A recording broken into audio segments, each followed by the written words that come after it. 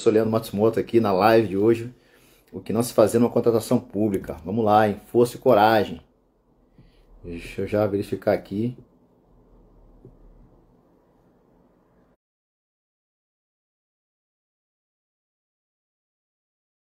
Já lancei o convite. Professor Leandro. Crispim. Agora Opa! foi, hein? Tudo bem, professor? Boa noite. Como é que você tá? Tudo jóia? Tudo bem, graças a Deus. Estamos aí. Força e coragem, que é 30 de dezembro. É isso Falar aí. aí sobre o planejamento nas contratações públicas. Estou É tentando isso. conectar agora a professora Keila aqui. Só um Tá. momento, por favor. Tomara que agora... Agora foi. Opa! Estamos aí. Pra cima. Todo mundo? Tudo jóia? Pronto. Agora foi.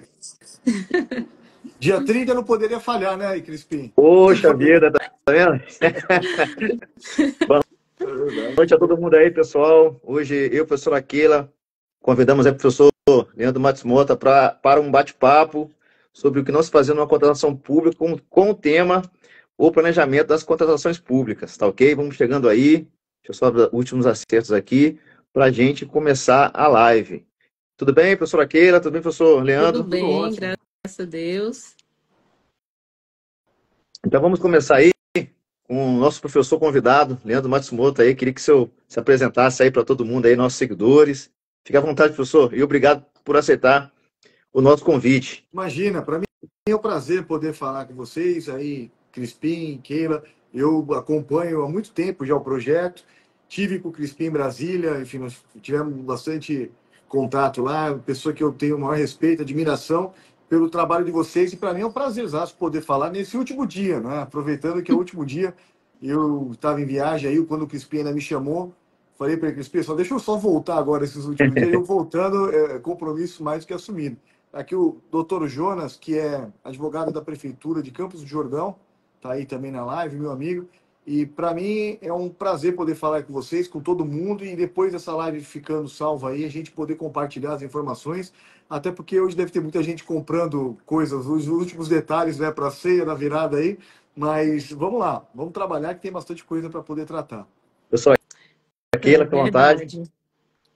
Bom, meus amigos, me chamo Keila Israel, né? Aqui juntamente com o professor Crispim, nós compartilhamos aqui de lives e momentos aqui de debates e discussões no Instagram já há algum tempo. Essa é a nossa 20ª live, né, Crispim? A gente estava até contabilizando isso hoje. 10ª live em Então, 6 meses, né? assim, exatamente, em 6 meses. Então, é um momento para a gente que é maravilhoso a gente poder comemorar isso, ainda mais com a presença do professor Leandro Matsumoto hoje, né? Que hoje a gente vai estar aqui falando sobre planejamento, que é a base de tudo, né? Que falou em licitação, hoje o planejamento ele está em, digamos que em primeiro lugar. E a gente espera que vocês curtam bastante, gostem do conteúdo, e estamos aqui para somar, certo, Crispim? Fique à Essa aí, vontade. pessoal. Eu e a professora Keila estamos nesse projeto aí, o que nós fazemos em contratações públicas. Muito feliz pela 20ª live aí, em 6 meses, e estamos aí passando conteúdo para vocês. Não vamos estender muito, porque o tempo é curto, a matéria ela é muito interessante. E nesse primeiro ponto aqui, eu queria aí perguntar para o professor aí as suas percepções iniciais sobre o tema, o planejamento, né, que ganhou tanta importância com a nova lei de licitações e contratos. Pode ficar à vontade, professor Leandro. Olha, eu tenho falado muito para todo mundo, né, ao longo desses 2, 3 últimos anos, que se pudesse fazer um resumo da 14133, da parte mais importante, eu, sem sombra de dúvidas, falaria que era a parte do planejamento. Planejar hoje no processo licitatório ganhou uma força muito grande, né? Ele ganhou um tamanho muito grande. Hoje não se fala mais em licitar sem planejar. E os tribunais têm cada vez mais sido mais duros com relação àquele gestor público, aquele administrador que não planeja a contratação. Então, às vezes, quem está nos assistindo pertence ao governo federal. O governo federal tem uma outra estrutura. Mas para aquele que está no município, que está contratando no âmbito municipal, essa pessoa tem muita dificuldade, porque geralmente gravitava a contratação em torno do gestor público, do prefeito, do secretário, do presidente da Câmara. A vontade dele é que todo mundo tinha que correr atrás para fazer. Hoje não. Hoje nós temos que planejar a contratação para poder executar aquele projeto inicialmente proposto, aquela ideia inicialmente proposta para que possa ter a melhor efetivação das compras públicas. Mas isso sem sombra de dúvidas, para mim, é sensacional, porque leva e eleva, tá certo, o nível das contratações públicas no Brasil. Quanto mais planejado, quanto melhor planejado for, menos amadorismo, menos contratação indevida, enfim, nós vamos ter. Então, eu acho que foi um gol de letra, se é assim que a gente pode dizer, né?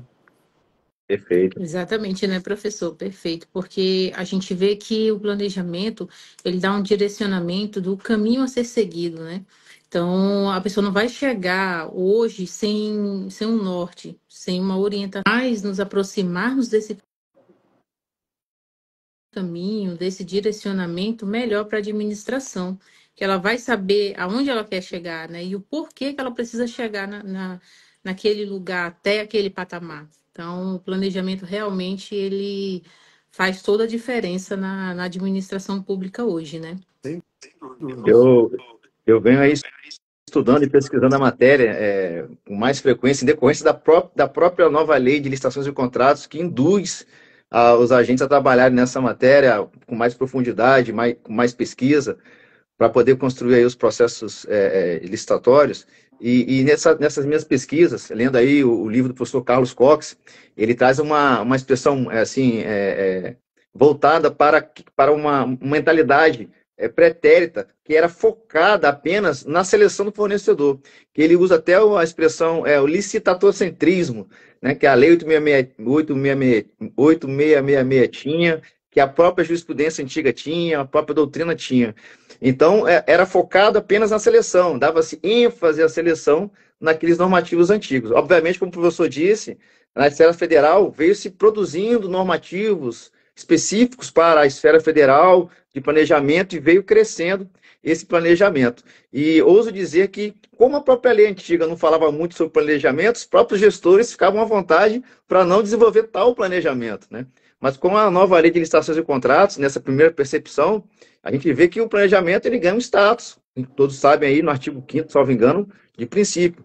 E não só lastreado numa questão de princípio, mas vem-se também a consolidação de importantes documentos que vêm antes mesmo do termo de referência, de um projeto básico.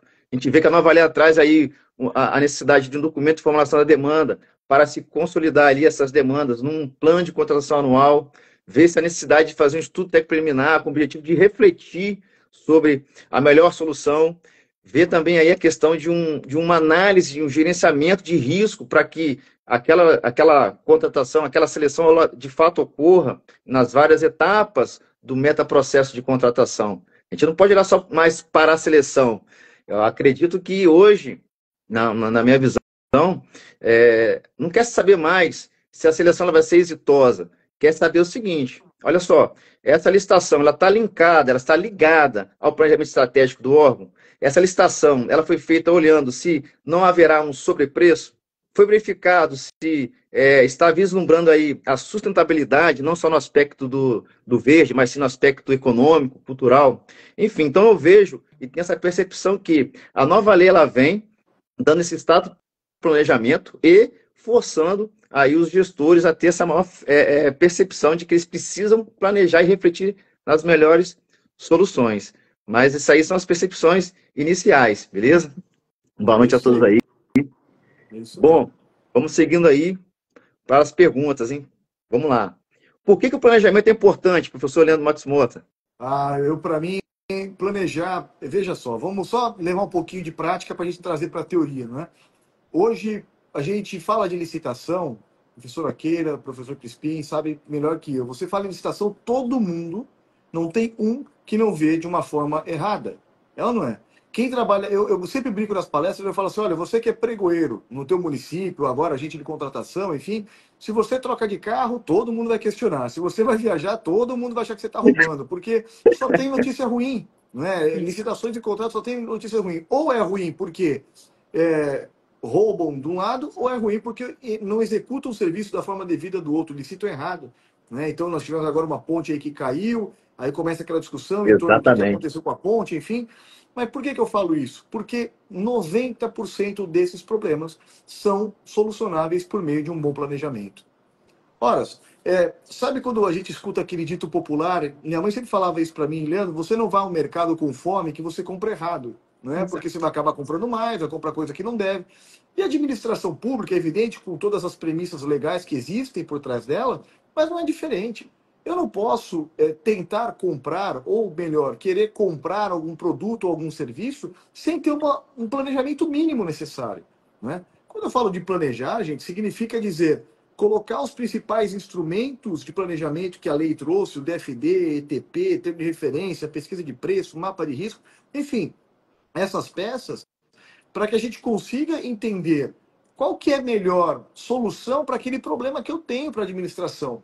Porque em muitos casos a administração pública ela contrata sem saber nem o problema que ela tem.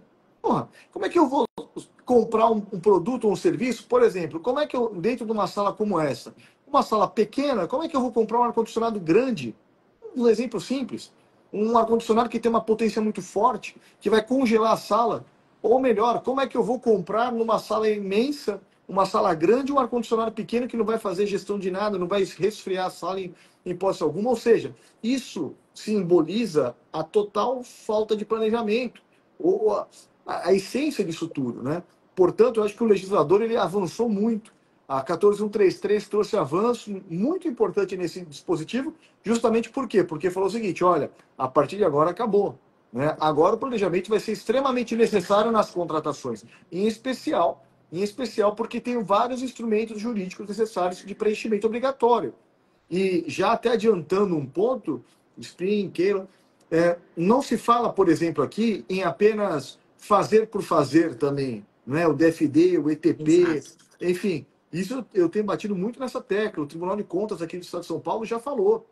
Já pegou ETP que estava feito só para cumprir tabela, ETP pro forma, que a gente chama no universo jurídico, e mandou voltar. Né? E mandou voltar. Por quê? O que eu tenho visto muito na prática lá? A gente abre nas oficinas de ETP que eu tenho feito, abre lá alguns ETPs de modelo que eu pego lá no Compras Gov, no PNCP, aí você olha lá, por exemplo, sustentabilidade, como o Crispim colocou, lá do inciso 12. Aí a pessoa vai lá e coloca, esta contratação não tem, por exemplo, impacto ambiental, perdão, não tem impacto ambiental.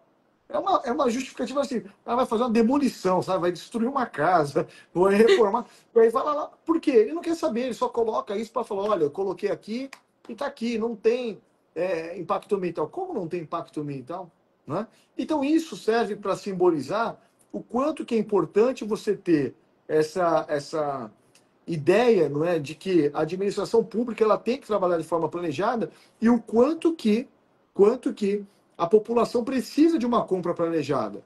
Sabe por quê, Crispim? Que eu falo muito para as pessoas e já passo a palavra, senão eu monopolizo aqui a palavra. Não, Né? pode ficar à vontade, doutor. Pode ficar à Fique à vontade. vontade, Eu professor. falo o seguinte, porque a gente tem que entender licitação não somente como processo, formalidade, lei, etc, etc.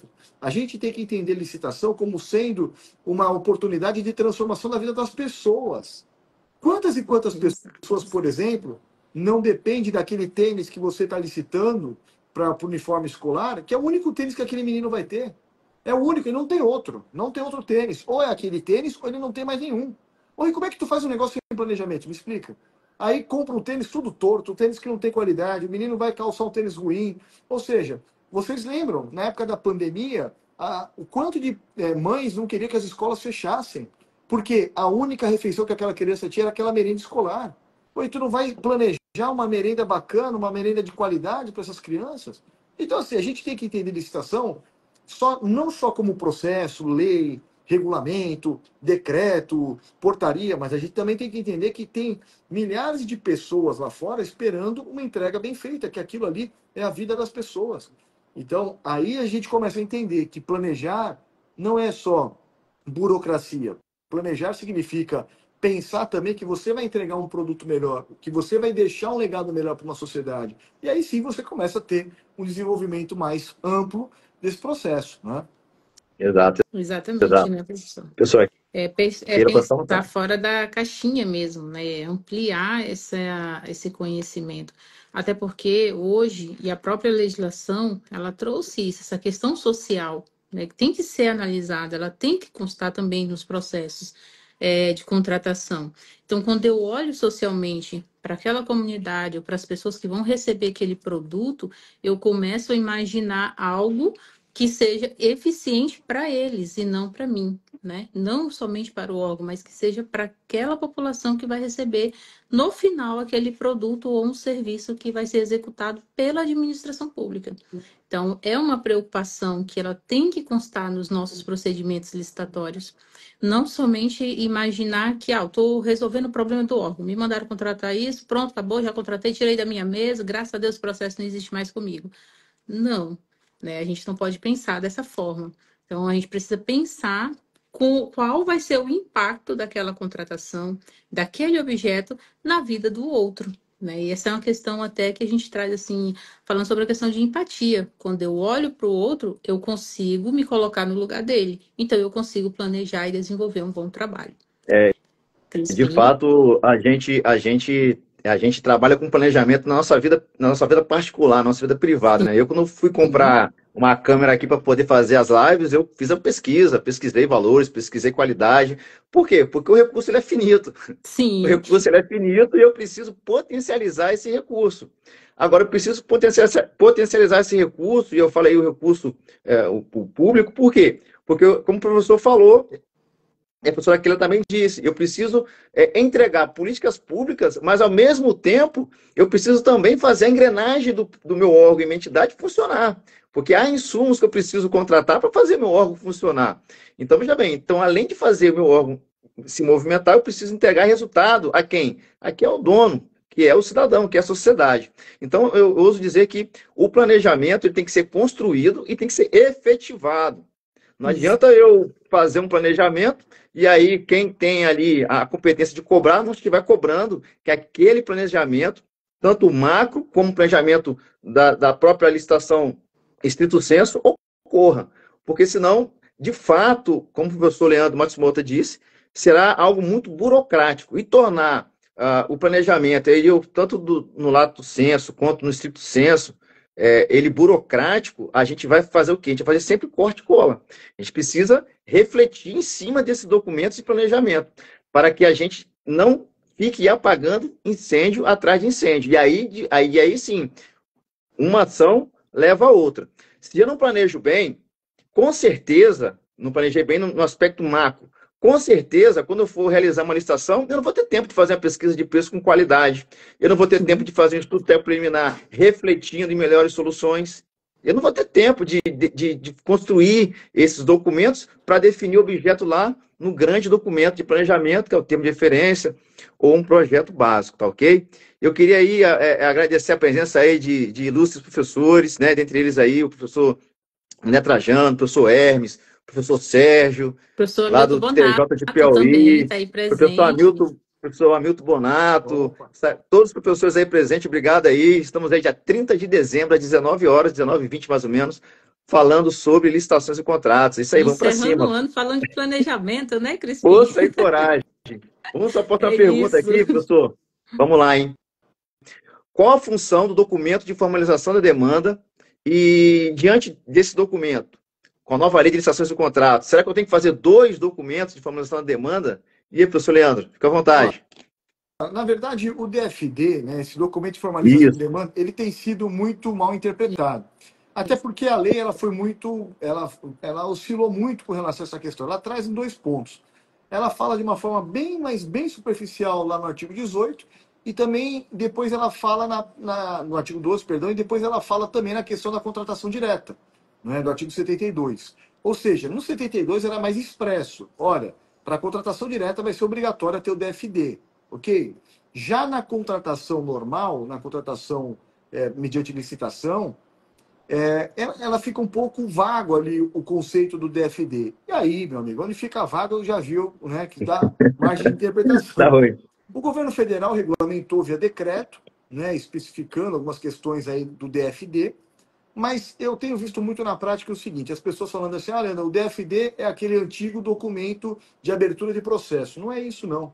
Tá? Confunde com memorando de abertura, exato, né? Exato, memorando de abertura. Eu costumo dizer que, na verdade, o DFD, ele de fato, ele tem uma importância significativa, porque é por meio dele que eu instrumentalizo. é por meio deste documento que eu vou trazer as necessidades da minha contratação, né? E aí eu participei até já de discussões mais aprofundadas com relação se o DFD vem antes ou depois do ETP, que é uma pergunta que sempre me fazem, né? Quem vem primeiro, o DFD ou o estudo técnico preliminar? Eu confesso que eu mudei de opinião no meio do caminho. Para mim, o DFD vinha depois do ETP, não é? Aí depois fui vendo alguns regulamentos, fui estudando melhor, e tem gente que defende ainda que o DFD vem depois do ETP. Porque primeiro eu faço o estudo para depois formalizar a demanda. Como é que eu formalizo uma demanda sem ter aquilo que eu quero, sem saber quais são as opções que o mercado vai me oferecer, não é? Então, enfim, tem fundamento para os dois lados. Agora, independentemente disso, eu acho que a principal ferramenta do DFD é, de fato, você poder instrumentalizar, fundamentar o porquê daquela necessidade. Quais são os motivos que te levaram àquela necessidade. Né? Por que eu falo isso? Porque, em muitos casos, a gente o processo antigo, vamos pensar pela leitura antiga, da 8666, vinha esse memorando, como a professora Keila colocou, de abertura, folha 1. A folha 2 já vinha o termo de referência. Já vinha o termo de referência pronto, sem saber se aquela televisão que foi pedido lá no termo de referência atende, não atende, por que querem fazer aquilo. Eu me recordo, por exemplo, de licitações de mobiliário de escritório, vinha lá, olha, aquelas normas técnicas que falava tinha que ter anticorrosão, antimaresia, anti não sei o quê, anti um monte de coisa, o móvel. Eu te pergunto, de onde é que tiraram aquilo? Né? Agora, o DFD, ninguém explicava, já vinha o pacote pronto. Agora, o DFD, o documento de formalização de demanda, ele tem esse viés, porque você ali instrumentaliza, você ali formaliza qual que de fato é a tua necessidade. E aí, no segundo momento, lá no teu estudo preliminar, você vai conseguir depurar melhor, né, decantar melhor ali a informação, para que você consiga filtrar, fazer um filtro melhor, e aí sim você vai poder entender qual que é de fato, né, aquela demanda que o mercado vai te oferecer para atender a tua necessidade. Então eu vejo dessa forma. O DFD tem esse papel para a contratação. Né? Porque para a contratação direta ele é obrigatório, o 72 já fala isso, o 72 inciso 1, e tem que trazer lá. Agora, na contratação comum via licitação, primeiro, não confunda, fica aí a dica importante, não confunda DFD com memorando de abertura de processo. Sim. Não é a mesma coisa. Não é a mesma coisa, são situações distintas. 2, o DFD tem que integrar o processo, não adianta. As pessoas, mas o DFD não está de forma obrigatória, ele fala lá sempre que possível, ele deixa muito aberto. Meus amigos, olha só, toda vez que a lei falar, sempre que possível, preferencialmente, já é mais do que claro, ou faz, ou justifica o porquê não fez. Exato. Não é? Então, agora, se você não vai fazer, como é que tu vai justificar, por exemplo, que você não quer fazer o DFD? Qual que é a justificativa? Me explica. Não há. Portanto, nestes casos, que fique claro, eu preciso fundamentar, preciso justificar os motivos do porquê não tem aí o meu DFD. Então, faço o DFD. Elabora o DFD, seja ele para a contratação direta do 72, ou seja ele para a contratação mediante licitação também, que é necessário. Exatamente. Inclusive, a gente já chegou a ver correntes que acreditam que o processo não precisa ter o DFD. Por quê? Porque ele já é elaborado para o planejamento. Então, fez o DFD planejamento, não precisa mais constar no processo ali inicial. Então, assim, a gente até contrapôs com relação a essa questão. Por quê? Porque eu acredito que ele é, sim, uma peça essencial e ele precisa constar no processo. Porque o DFD, ele é uma requisição de necessidade. Você está dizendo que você precisa. Então, nada mais justo que ele conste no processo. Porque como que aquele setor ou aquela comissão que vai desenvolver as demais peças vão compreender melhor sua necessidade? Então, a sua necessidade ela tem que estar expressa, clara e objetiva, para que outros possam compreender e, de fato, concluir as demais peças do processo licitatório. Porque se eu não consigo descrever o que precisa ser comprado, ou o que precisa ser adquirido, ou o que eu almejo que seja sanado, né, como necessidade, como que o outro lá na frente vai saber, né? Então, assim, eu costumo dizer que é uma engrenagem, né? Uma peça precisa complementar a outra. Então, se não conseguiu complementar, houve uma falha, vai haver falha nos próximos artefatos. Então, é essencial que esse artefato inicial ele já venha o mais claro possível para que dê suporte aos demais. De fato, as unidades requisitantes elas têm que indicar a necessidade que um problema vai acabar acarretando. Então, vou ter uma necessidade, eu, como unidade requisitante, tenho que indicar essa necessidade para que essas necessidades do meu órgão sejam consolidadas no importante documento de planejamento, que é o plano de contratação anual, e a gente consiga aí não fazer compras repetidas, enfim, ter um trabalho mais eficiente, poupar energia de pessoal. E o que eu vejo interessante, nenhum dos componentes do DFD é o tempo do qual aquela demanda vai ser executada, que ela tem que ser entregue, que ela tem que ser licitado e terminado aquele processo. Por quê? Porque, como eu falei lá no início, eu vejo como importante a questão do tempo para que o planejamento da contratação lá naquela determinada demanda consiga refletir de fato e produzir documentos não burocráticos. Então, essa reunião de documentos de formalização da demanda, que serão ali consolidados, produzindo um plano de contratação anual, eu acho importante por quê? Porque a partir desse momento, a gente consegue organizar melhor o tempo que essas demandas deverão ser entregues. E aí sim, como o professor Leandro disse, concordo plenamente, lá no Instituto Técnico Preliminar, que você vai ali refletir sobre aquela necessidade lá que você indicou no DFD. Então, no DFD, você não precisa também esmiuçar lá, colocar todos os itens, colocar uma pesquisa de preço conforme o artigo 23 da Lei de Licitações e Contratos. Não, ali você vai fazer uma perspectiva indicando a necessidade, um valor estimado ali próximo, mas não precisa ser tão exato assim. Você não precisa esmiuçar com todos os itens daquela necessidade, mas você precisa indicar que você tem um problema e aquele problema se desdobrou uma necessidade e que você, para o ano seguinte, precisa realizar aquela contratação para resolver esse problema da administração. Enfim, para as contratações diretas, como disse o professor aí, Leandro Matsumoto, é obrigatório o DFD, porque consta lá no próprio artigo 72 da nova Lei de Licitações e Contratos, beleza? A parte do PCA eu acabei nem falando porque a gente vai entrar no assunto. Não, vamos para cima. Agora. Eu vou abordar. Deixa eu só antes mandar um abraço aqui, Crispim, Keila, para os professores, para o André também, que eu já tinha visto aqui, para o Rafa, que entrou agora aqui também, professor Rafa, o Vila também, que acabou de entrar aqui, que eu vi.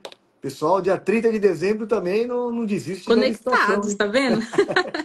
Mas a gente professor Leandro dizer também que quem aí, é apaixonado por coragem. licitação, não desconecta, não tem como. Não tem jeito. Olha lá, professor Sérgio até também. de férias a gente está falando de licitação, então a gente está aí. É verdade. Professor Leandro, vou fazer aqui a próxima pergunta para o senhor aqui. Pode, manda aí. E é sobre o PCA. Professor Leandro, Sérgio Santiago na área, vamos lá. Pode-se entender que a produção do plano de contratação anual é obrigatória? A produção desse importante documento de planejamento? Eu acho que sim.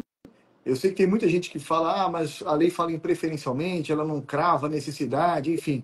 E aqui eu vou fazer dois parênteses. Primeiro parênteses, a gente fala da elaboração do PCA. PCA, para mim, eu tenho já estudado isso há muito tempo, tenho debatido, enfim. Este ano, 2025, que vai entrar, este ano que está se aproximando, vai ser o primeiro ano para valer do PCA. Exato. Por que eu falo isso? Até 30 de dezembro do ano passado, a lei não era obrigatória, a gente já sabe disso, passou a ser obrigatório esse ano. Não se poderia, talvez, cobrar o PCA em 24, porque não era obrigatório a lei em 23. Né? Agora, em 25, não vai ter escapatória. Os municípios vão ter que ter o PCA. Né? Ou ter o PCA, ou vai ter que justificar os motivos pelos quais não fizeram. E aí vai ter dificuldade.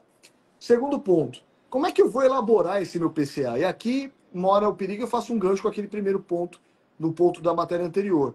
A própria lei fala, elaboração do PCA por meio do DFD, do meu documento de formalização de demanda. Agora eu te pergunto o seguinte, o que eu vejo muito na prática? As pessoas não sabem o que é o DFD e não sabem o que é o PCA. Como é que eu vou montar uma coisa com aquilo que eu não sei, para onde eu não sei ir? Né?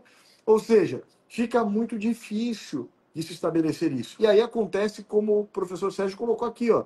O DFD, em regra, é sintético, mas não pode transcrever tudo que consta no ETP. O que eu tenho visto muito?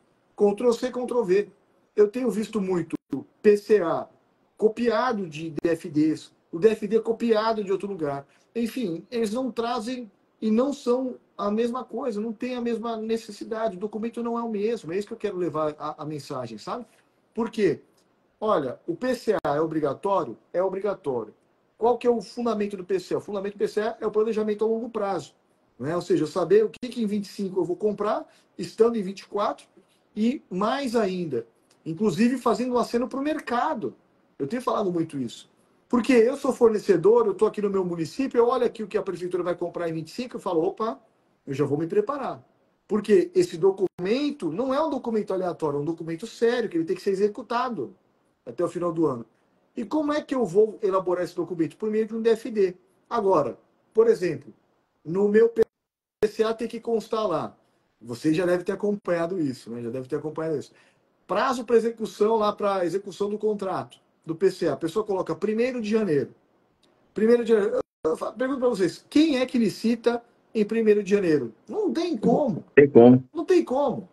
Outra discussão que eu sempre levantei agora aqui, né, nessa época de transição de municípios, de prefeituras, de gestores municipais, o PCA aprovado pela gestão anterior, que perdeu a eleição, troca de governo agora, o novo gestor, ele é obrigado a cumprir o PCA do gestor antigo, homologado pelo gestor antigo de 25? É obrigado.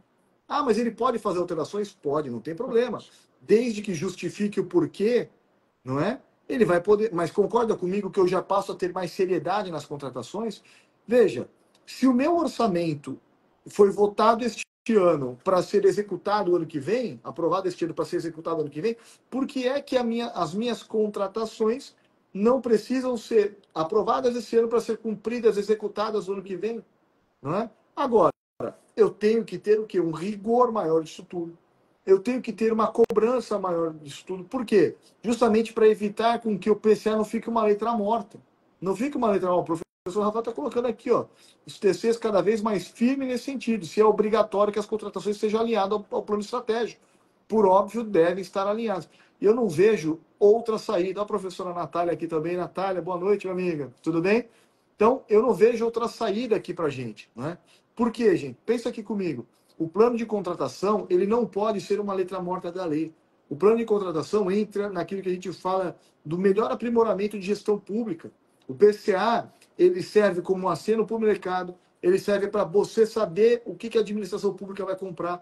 Enfim, ele tem uma importância muito grande. E eu vou entrar numa discussão que ainda eu não vi muita coisa academicamente falando, que a gente precisa aprofundar, o que lá atrás já foi discutido, por exemplo, com os planos de governo.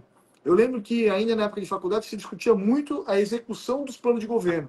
Por quê? Falava, mas aquele prefeito que é eleito sob um plano de governo e não cumpre, é estelionato eleitoral. Quais são as consequências contra ele? Eu diria que é a mesma coisa para um plano de contratação. Por quê? Eu faço o meu planejamento. Eu fiz o meu planejamento, meu amigo, é para cumprir. Eu sou escravo da lei, enquanto administrador público.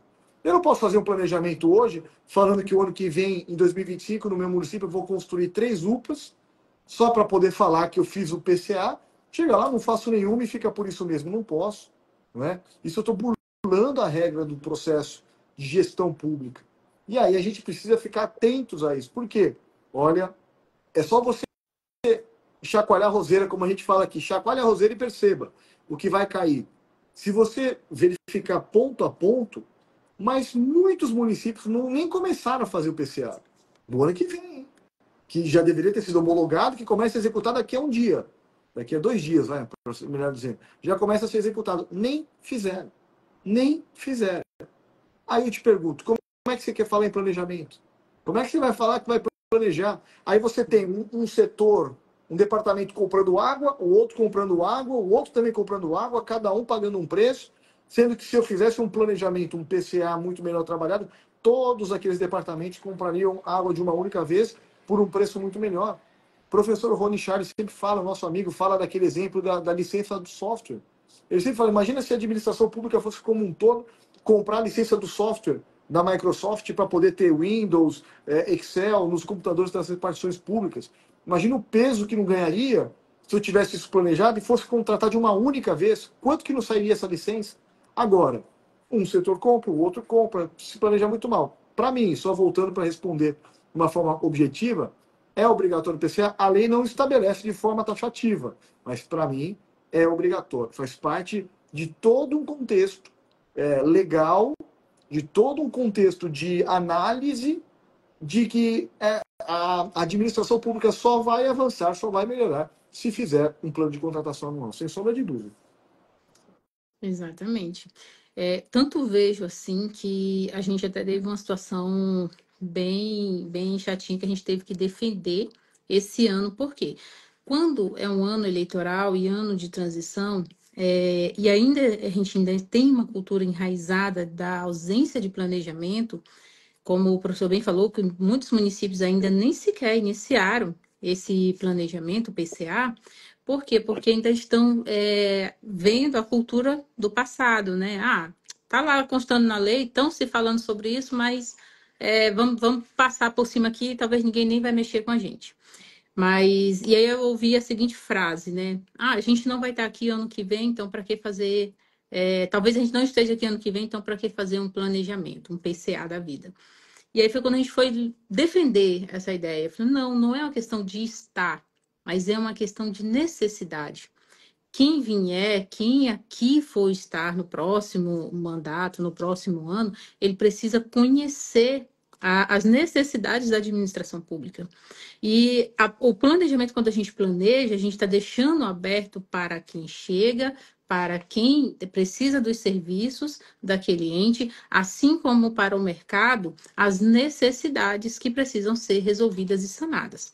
Eu vejo assim que, e voltando um pouco até mesmo na temática anterior, com relação ao TFD, ele norteia esse planejamento. Porque uma vez que eu digo quando eu preciso daquele objeto, quando aquele objeto ele vai ser realmente necessário estar contratado, já ter um fornecedor para fornecer ou prestar aquele serviço, eu já estou autoplanejando. Eu já estou dizendo, olha, para tal mês, para tal período, eu preciso dessa necessidade suprida. Então, ali, nesse ponto, eu já começo a desenhar o meu planejamento, o meu PCA. Então, o DFD, ele vai servir para consolidar todas essas demandas, todas essas necessidades. Ali, e lançadas isso no PCA, eu consigo analisar a minha questão orçamentária. Como tive um outro ponto que me foi questionado. Keila, fiz aqui o meu PCA, porém me deram uma meta de orçamento para o próximo ano. Só que quando eu fui fazer o PCA aqui, ultrapassou essa meta. E agora? O que eu faço? Então, assim, quando eu vi aquilo, eu falei, cara, que interessante, porque eu não consegui ver como um defeito, como um problema na elaboração do PCA. Porque a partir do momento também que eu me limito, eu tenho um valor limitado para ser trabalhado, eu começo a observar outras oportunidades. Se ultrapassou aquele teto que eu tenho como um limite norteado no meu orçamento, eu posso analisar o quê? O que é mais importante para a administração nesse momento? Quais são os serviços que de fato são essenciais? Quais serviços aqui não são tão essenciais? Então, eu começo a criar também um parâmetro de contratações. O que é essencial, o que pode ser deixado mais de lado, o que eu posso revisar, rever para transformar em outra coisa mais à frente. O professor Leandro falou aqui também. O PCA ele não é algo fixo, imutável. Ele é mutável. Você precisa, inclusive, reanalisar ele, reavaliar se ele continua sendo aplicável, se tem algo ali que você pode melhorar, que tem algo que é mais urgente, que é menos urgente, que você precisa dispor também. Porque quando eu faço um PCA também, eu preciso pensar no meu orçamento, porque o meu orçamento ele precisa suprir todas as necessidades. E normalmente surgem necessidades que não foi planejadas e projetadas, que elas também precisam ser revisadas e reanalisadas. Então, todo esse contexto, ele precisa, como administrador público, a gente precisa estar sempre revisando, né, reavaliando esses pontos. Por isso, eu vejo como são importantes para a administração, tanto o PCA, como o DFD, né, a própria ETP, que depois serão outros instrumentos que vão consolidar todas essas informações. E eu vejo também como uma oportunidade do meu PCA estar pronto com as minhas informações ali e ainda dizer assim, prefeito ou governador, eu lancei minhas demandas e o meu orçamento, que é limitado ano a ano, ele não está suprindo, ele não vai suprir minhas necessidades. Então, começa a se levar a uma outra questão, que pode também fazer com que a administração vise mais recursos para suprir aquela necessidade.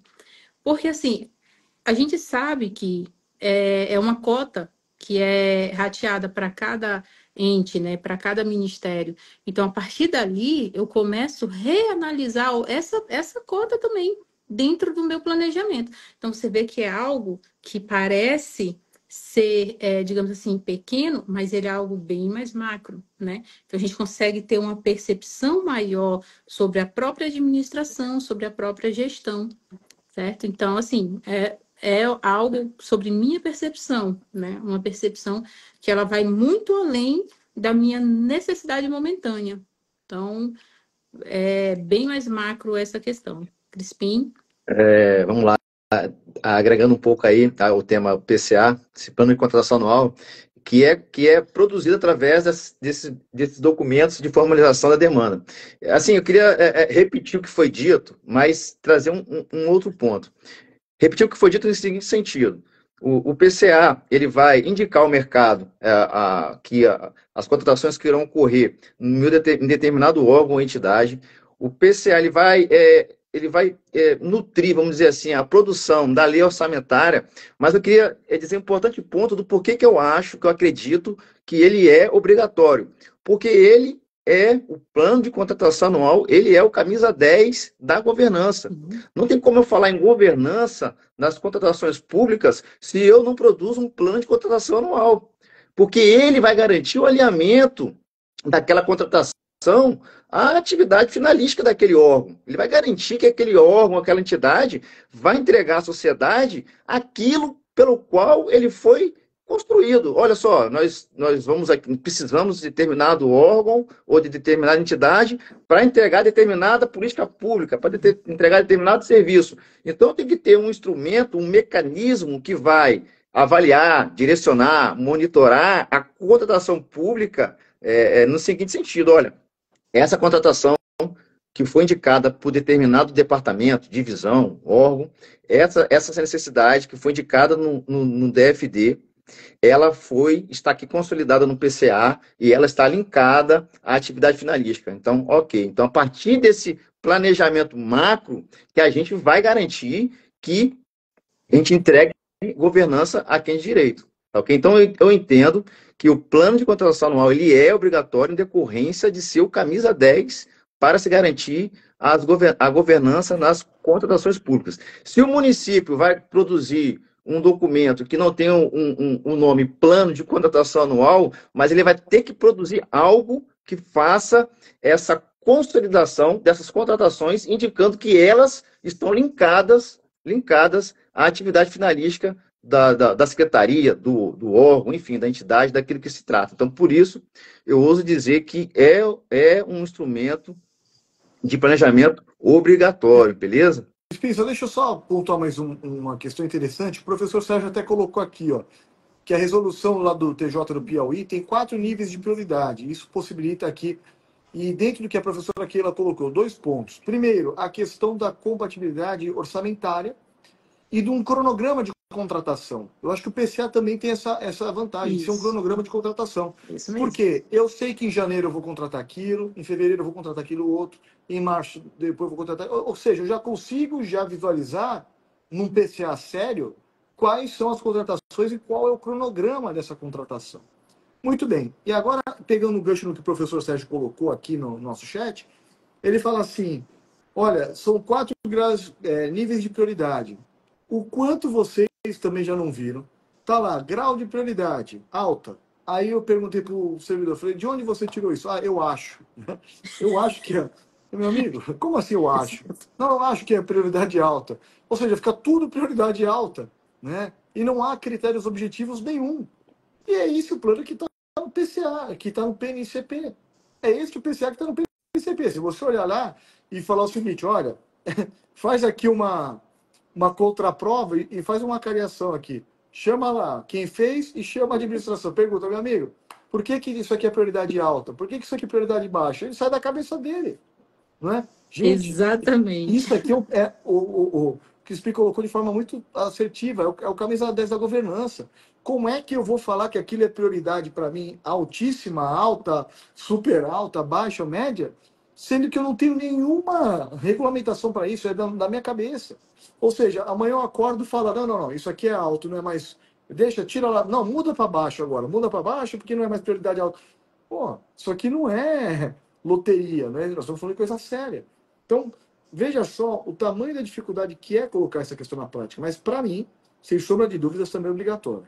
E, Professor, isso não e vai muito só longe, pra- não, né? No meu órgão, quando a gente foi fazer o primeiro lá no ano passado, em 2023 ainda, chegou, solicitei o DFD dos setores, chegou para mim tudo demanda alta, tudo alto. É urgente, é alta, prioridade alta. Eu olhei assim e falei, nossa, como assim? Tudo alto? Tive que ir atrás de informação, conversar com eles, explicar o que significava essa prioridade alta, por que que eles queriam que aquilo fosse alto, e depois conversar com o meu gestor. Nossa, é assim, mas é um período que a gente, assim, a gente brinca, a gente sorri, a gente se estressa, mas é interessante também, porque você acaba levando conhecimento para o colega que, como a gente está conversando aqui, né, que eles acreditam que tudo é para ontem, ele pediu hoje e amanhã ele já quer, então a gente tem que explicar que não é assim que funciona, que tem um prazo para determinados procedimentos ser elaborado, ser feito. Então, é assim, tem umas coisas que a gente fala assim, nossa, isso é um absurdo, mas aí depois a gente vai refletir, não. É super compreensível, por quê? Porque está todo mundo migrando, mudando de uma legislação para outra, e antes a cultura era essa, né? Era essa cultura mesmo de que se a gente não fizer as coisas assim, sem planejamento, sem. Ah, surgiu aqui, vamos lá, faz agora. Manda para frente esse processo. Então, assim, nossa, era cada absurdo que a gente via que era de rir mesmo. e pegando, Mas, é assim, faz parte, né? pegando o gancho aí que o professor disse também com relação ao cronograma, eu vou repetir aquilo que eu disse no início da nossa live. É, assim, a gente tem que dar qualidade ao agente que estiver ali na equipe de planejamento, assim seja dependendo do órgão, né, da normatização, para que aquele agente produza documentos de planejamento com qualidade. Não adianta eu vir com incêndio para ser apagado agora e exigir daquele agente uma pesquisa de preço saudável, que não vai indicar uma licitação deserta, preços aí com sobrepreço, é, exigir do agente público soluções diversas daquela solução ordinária. Não tem como exigir documentos de planejamento com qualidade com pouco tempo. Então, eu vejo que o PCA, além de tudo, tem essa questão do cronograma, indicando ao agente público o prazo adequado e saudável que ele vai ter para produzir todos os documentos de planejamento, beleza? Só um pouquinho, Doutor Vamos Cláudio aqui seguindo? Sim, também. rapidinho, só um pouquinho. Opa, desculpa, pode ir. Professor Leandro, a Marcela Cristina pediu para repetir novamente como regulamentar o grau de prioridade. Então, na verdade, eu tenho falado muito do seguinte: vai depender de cada ente e cada órgão, não é, regulamentar esse grau de prioridade. Por que que eu falo isso? Aqui no chat foi colocado que o TJ do Piauí nivelou em 4 situações, né?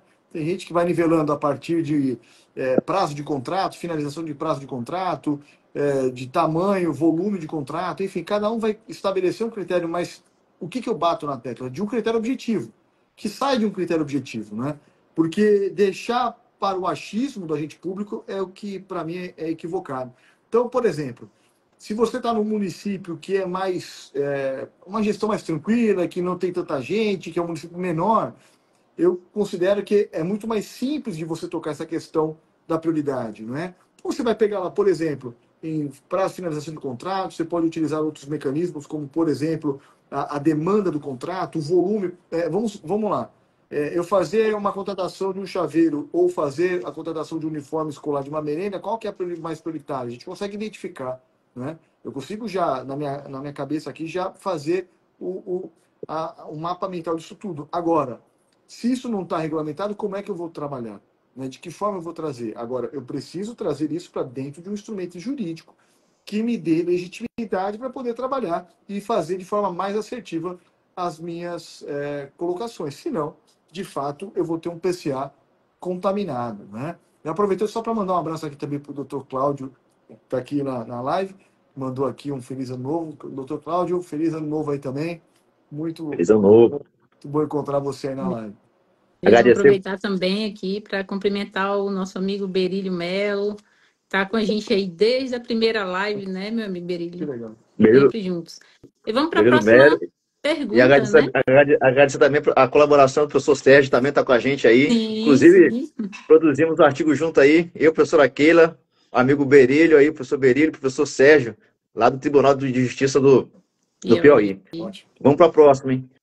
Professor Leandro Matsumoto, é obrigatória a publicação do ETP como anexo do edital ou apêndice do termo de referência? Você E como ele, e caso ele seja publicado, como que o licitante pode utilizar esse importante documento aí de planejamento? Você quer saber a minha opinião ou quer saber o que os tribunais pensam, né? Assim, eu acho interessante a opinião do professor, porque a gente precisa construir entendimentos, né? Eu acho que, de fato, os agentes públicos eles são vinculados a decisões do Tribunal de Contas. Não tem como você ficar brigando com o Tribunal de Contas.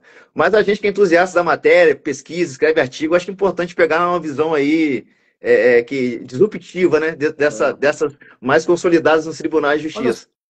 só, o Tribunal de Contas da União, lá no acórdão 2273 de 24, ele foi bem claro em falar que não era obrigatório, né, o ETP já junto aí como apêndice ou como anexo, enfim, do edital. Agora, olha só que situação o tanto quanto esquizofrênica, se essa é a melhor palavra. O artigo 54, parágrafo 3º da lei, ele fala que depois de homologado, mais para frente, é obrigatório subir todos os documentos da etapa preparatória. Né? Ou seja, eu vou ter um momento em que eu vou ter que subir todas as peças da fase preparatória, inclusive, evidentemente, o ETP. Aí eu pergunto, por que é que não se obriga a subir o ETP desde o início? Sabe por quê? Eu vou te falar o seguinte, um caso prático, para a gente levar para a teoria, para a reflexão. Certo. Eu tive agora, inclusive na condição de advogado, nós suspendemos o edital de uma rodoviária, concessão de uma rodoviária, por falhas no ETP. O município subiu o ETP, junto com o edital, com o termo de referência, eu fiz uma análise do ETP e verifiquei uma série de erros, de vícios no ETP. E entramos no Tribunal de Contas, o tribunal suspendeu a licitação. Por que eu falo isso? Porque talvez se não fosse pelo ETP, eu não conseguiria entender de onde é que ele chegou naquela conclusão. E aí vem um insight. A ideia é o seguinte, neste caso, o conselheiro do Tribunal de Contas foi lá e falou o seguinte, olha, a administração pública não apresentou as alternativas de mercado disponíveis. Ele só veio com uma única alternativa. Só que se não vem o ETP junto, como é que eu vou saber isso? Exatamente. Eu vou saber isso? Ou melhor, tem vários pontos, por exemplo, do termo de referência, que as pessoas vão lá e falam, olha, isso aqui está com base no ETP. Cadê o ETP? Não tem. Não é? Então, eu sou um grande entusiasta de que deve se subir juntos. Quando eu falo subir, é disponibilizar, né? O ETP como apêndice lá, como anexo, assim como é o termo de referência. Tá? Agora, o TCU já falou lá atrás também que os processos licitatórios da União, que tem aquela premissa inicial deles que deveria subir o ETP, mas são algumas situações da União. Não arrastaria todo mundo. Depois desse acordo 2273 falou que não precisaria subir, mas não precisaria ter o ETP como um anexo, como apêndice do edital. Eu defendo, com as devidas vênias, como a gente fala no universo jurídico, com as devidas vênias eu defendo que deve ser, sim, utilizado e colocado junto. Porque se o 54, parágrafo 3º da lei, já exige no momento posterior, por que não sobe antes? Eu vou deixar a licitação avançar para ver que tem vício, que tem erro na elaboração da construção daquele meu problema? Ora, se eu estou falando o seguinte, essa sala está sem iluminação, preciso iluminar a sala, é no ETP que eu vou saber quais são as soluções do mercado. Agora, Se já aparece o termo de referência, aparece já o edital com o termo de referência, já com a solução de mercado apresentada, agora, e se eu encontrar um erro na busca da solução de mercado? Como é que eu vou fazer isso? É só lá na frente que eu vou ter acesso. Então, por isso que eu falo, quando eu falei esquizofrênico, é nesse sentido. Se exige lá na frente, deveria sim já colocar desde o começo.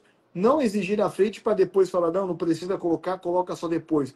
Aí lá na frente eu acho um vício, tem que retroagir o processo todo. Quem perde não é só a administração, perde a sociedade. Né?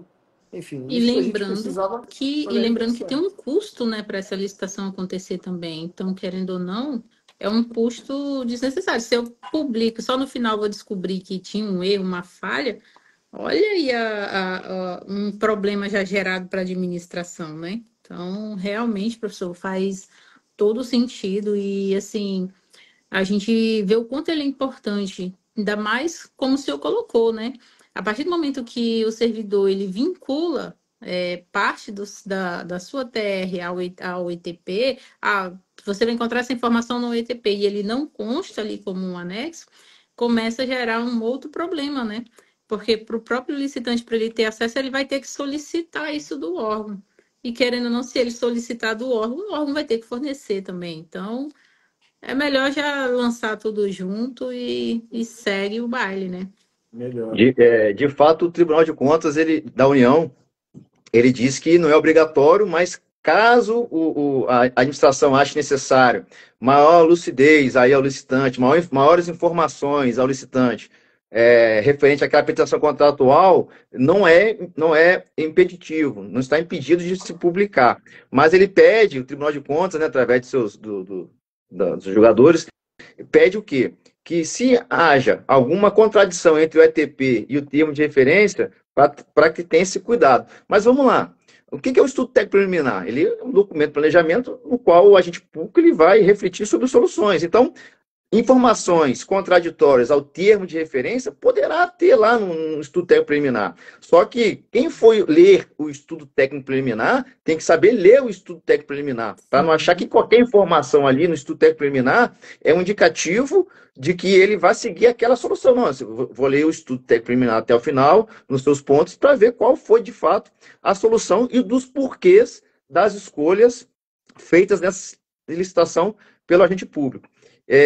Eu ouso dizer que quando a gente fala em possível, vamos dizer assim, a licitação está publicada, divulgada, em possível impugnação do ETP, eu não falo em impugnar o ETP, eu não estou impugnando o ETP, eu estou pegando a informação que está no ETP e impugnando a licitação, processo licitatório. Então, é um documento importante, estratégico, na minha visão, para o licitante, para ele poder ter mais informações daquela petição contratual, como o professor Leandro disse anteriormente, para que ele se insurja com qualidade daquele processo licitatório. E vou um pouco além. Talvez poucos não tenham esse conhecimento. Quem pode impugnar o edital e os seus anexos? Quem pode impugnar? Quem pode impugnar é qualquer pessoa. Então, eu vejo como ainda mais notória a necessidade de publicar o ETP para se exercer um controle social. Porque o cidadão ele quer saber também o porquê daquela escolha, por que não? Ele pode impugnar aquela licitação, mas não está impugnando para poder participar. Ele pode estar querendo impugnar aquela licitação, aquele processo licitatório, para se garantir o que? A devida entrega da política pública assertiva, e não aquela lá que eles estão querendo entregar, que não foi ali definida e esclarecida no Instituto Preliminar. Então, eu vou um pouco além, né? Sendo aqui um entusiasta dos processos licitatórios. É verdade. Sobre isso. Mas é isso aí mesmo. Não, eu concordo aí com as duas falas realizadas, e até porque eu tenho batido muito nessa tecla, né, da necessidade de comprovação por meio do ETP. O ETP é um mecanismo, é um instrumento jurídico que vai se demonstrar, de fato, a necessidade, as opções de mercado, as escolhas, enfim. E não é um documento que está lá também só pro forma, né? É um documento que exige uma série de cuidados. Então, concordo e assino embaixo, Crispim. Vamos lá, vamos para cima aí. Já são que horas agora? 8h03. Vamos propor uma pergunta aí. Quer passar rápido. Professor, o senhor pode dar alguma dica aí para a produção de um termo de referência? Primeira dica, e talvez a dica mais importante, é conhecer o produto. Não é? Quando eu falo conhecer o produto, significa dizer você ter feito um estudo, feito uma pesquisa de mercado, ter feito uma literalmente uma proatividade do agente público de ir atrás, de saber qual que é a melhor solução para aquele problema. Sabe por que eu falo isso? Eu vou te dar exemplos. Eu gosto sempre de trazer exemplos simples para ficar mais fácil de compreensão para todo mundo, para poder nivelar todo mundo. Veja só, se eu tenho um problema para resolver na minha casa, por exemplo, queimou minha geladeira. Eu vou comprar uma geladeira nova, eu vou ver consumo de energia, eu vou ver o tamanho da geladeira, eu vou ver se tem o freezer maior ou menor porque me atende, se tem uma ou duas portas, porque hoje tem geladeira simples, até geladeira que tem televisão embutida nela. E vai depender da minha necessidade, da minha conta de luz, do meu tamanho, que eu tenho disponível, enfim, vai depender de uma série de fatores. A variante é muito grande. Por que é que na administração pública não pode ser feito assim? Então, termo de referência, ele deve observar muito bem as necessidades da administração que já foram apresentadas em momento lá pretérito, não é? Outra coisa, termo de referência não dá, por mais que se tenha modelagem aprovada em alguns órgãos públicos, eu preciso fazer uma análise firme daquele modelo. Sabe por quê? Às vezes o modelo esquece uma situação que naquele contrato é importante porque aquele tema exige e você ficou sem. E depois não tem como remediar. Não tem como remediar. Então, veja o tamanho da necessidade de você dominar o produto ou o serviço que você vier a contratar para que você elabore um termo de referência bem feito. Segundo passo, o aproveitamento dos documentos já produzidos no processo. Não dá para eu pegar o ETP, o DFD lá atrás, o ETP aqui, e chegar agora no meu termo de referência e ignorar tudo que eu fiz. Ou, de outro lado, não dá para Ctrl+C e Ctrl+V aqui. Eu preciso filtrar o ETP. Se foi feito por uma outra pessoa, eu preciso olhar aquele ETP, analisar, verificar, ir atrás, de fato, daquilo que melhor atende a administração pública. Eu acho que são fundamentos importantes, porque o termo de referência lá atrás, antes da 14133, o processo já começava com o termo de referência e ninguém nem sabia o porquê. Ninguém nem sabia. Olha, chegava lá e exigia uma dobradiça XYZ que era contra a névoa salina. Aí eu te pergunto, para que tu usa isso? Ninguém sabia. E estava lá no termo de referência que você assinou, não é? Aí eu ficava assim, gente, mas como é que pode alguém exigir uma coisa que nem ele sabe para que aquilo existe? Mas sabe por quê? Não lê, não estuda, só que aquele negócio é o teu CPF que está lá em jogo. É o teu CPF. Professor, falhou o áudio aí. Foi com névoa salina e que você nem sabe o porquê, né? Então, são esses documentos, essas ferramentas que a gente precisa analisar. Exato. Normalmente eu não sou muito do contra, mas vou ser, né, nesse ponto com relação à questão de padronização de TR. Eu sou contra essa questão da padronização da TR. Em que contexto? Nós sabemos que são N objetos que são licitados. Tem objeto que a gente já teve algum contato em algum momento, né, da administração pública ao longo aí dos anos que nós trabalhamos, mas sempre surge também objetos e necessidades que nunca vista pela administração, ou a gente nunca precisou daquilo e de repente ela surge. Então, assim, ali começa uma TR a ser planejada e projetada exclusivamente para aquele objeto. E nem sempre aquilo que foi padronizado para um objeto em específico vai ser utilizável ali. Então, eu vejo assim, que muitas regras que são colocadas na padronização, ela deixa o servidor muito focado ali. Não, é só isso aqui e ponto. E se eu não for usar isso aqui, eu ainda tenho que justificar por que eu não estou usando isso aqui.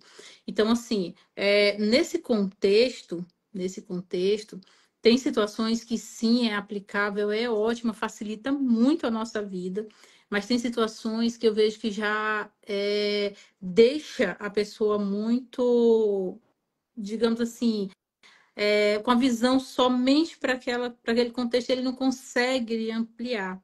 Né? Algo que poderia, muitas das vezes, ser até mais simples, acaba ficando mais complexo por conta de um modelo já padronizado, que infelizmente, naquele momento, a pessoa não consegue ter um olhar diferenciado para aquele objeto.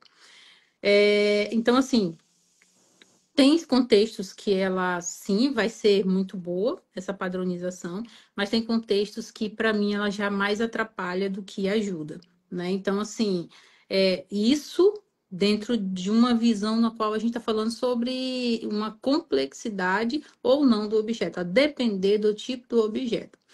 E aí, a nossa amiga Natália, ela até fala assim, vai depender muito da complexidade da licitação, vejo realmente como um paradoxo entre o excesso de transparência e a necessidade de informação ao licitante. Isso ela está falando com relação ao ponto que nós falamos Sim. sobre divulgar a ETP ou não, né?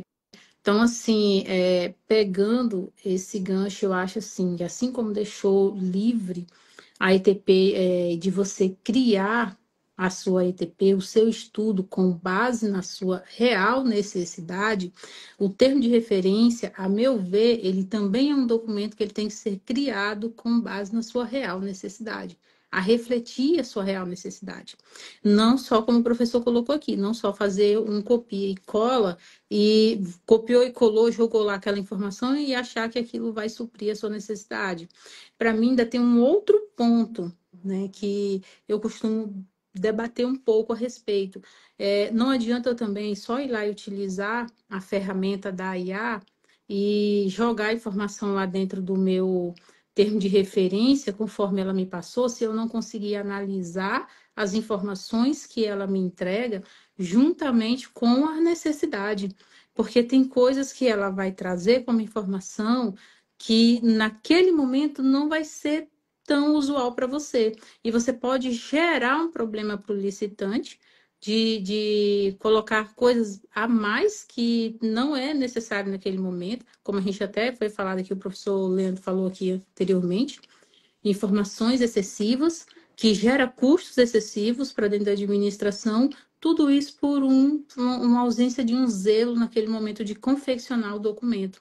Porque quando eu paro para ler o que eu estou confeccionando, quando eu paro para olhar para aquela necessidade e para o objetivo final daquela licitação, eu consigo colocar dentro do documento o que realmente vai ser necessário. Agora, quando a gente só copia e cola, vem coisas que às vezes a gente não usa, não sabe nem para que vai ser usado e nem como que vai ser usado. Então, existem N contextos aí que a gente tem que refletir bem na elaboração desses documentos.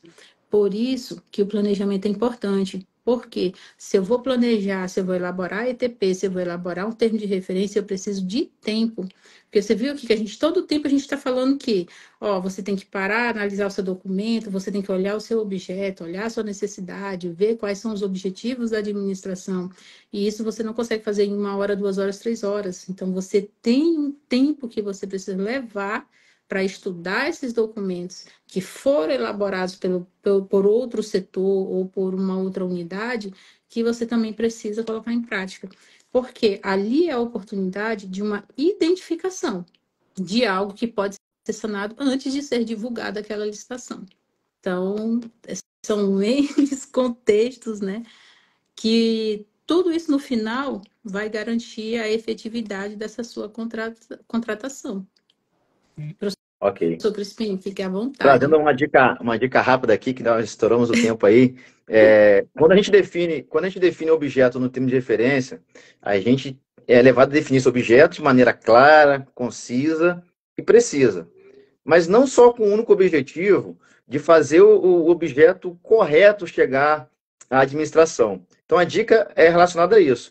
Nós temos que definir o objeto de maneira clara, concisa e precisa, não só para garantir que o objeto chegue à administração, mas sim para garantir a ampla competitividade. Mas como assim, Crispim? Garantir a ampla competitividade com definição precisa, clara e concisa do objeto. Porque o mercado vai olhar para aquela pretensão contratual, para aquele objeto que se quer contratar, que se quer adquirir, definido naqueles itens, ela vai olhar com segurança para poder produzir a sua correta e assertiva proposta.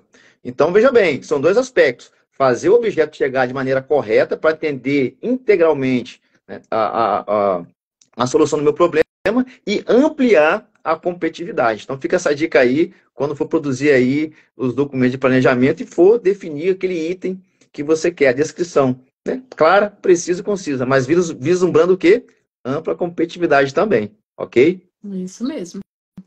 Queria, já, professor, chegando no final aí, tá bom, professor Leandro Matsumoto?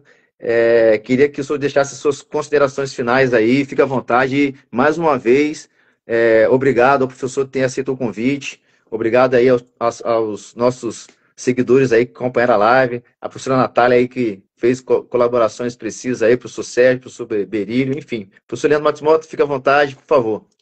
Bom, eu queria agradecer mais uma vez, Crispim, Keila, todo mundo que participou aqui, quem vai assistir depois também, que essa live deve ficar salva, né?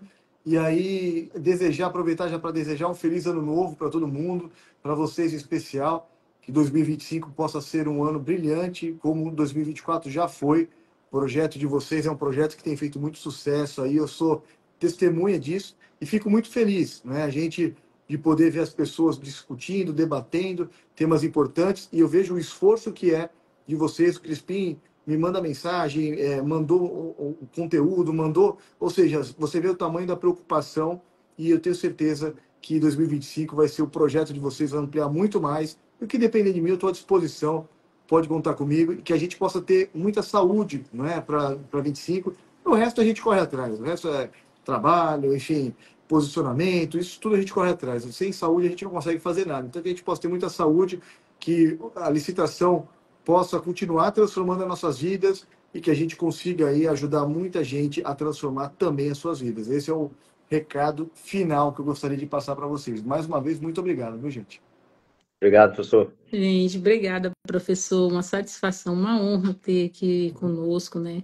O professor que também está como coordenador científico, né, professor, do Congresso da ELO aí em 2025, já um projeto grande aí que temos, né, a satisfação aí de acompanhar junto com um amigo e muito feliz aí por essa jornada que o senhor tem, né, trilhado. E agradecer aqui a todos que nos acompanharam até aqui, todos que participam conosco já das 20 lives aí, os últimos 6 meses que a gente vem trabalhando aqui neste projeto, junto com o professor Crispim. É uma satisfação, uma honra.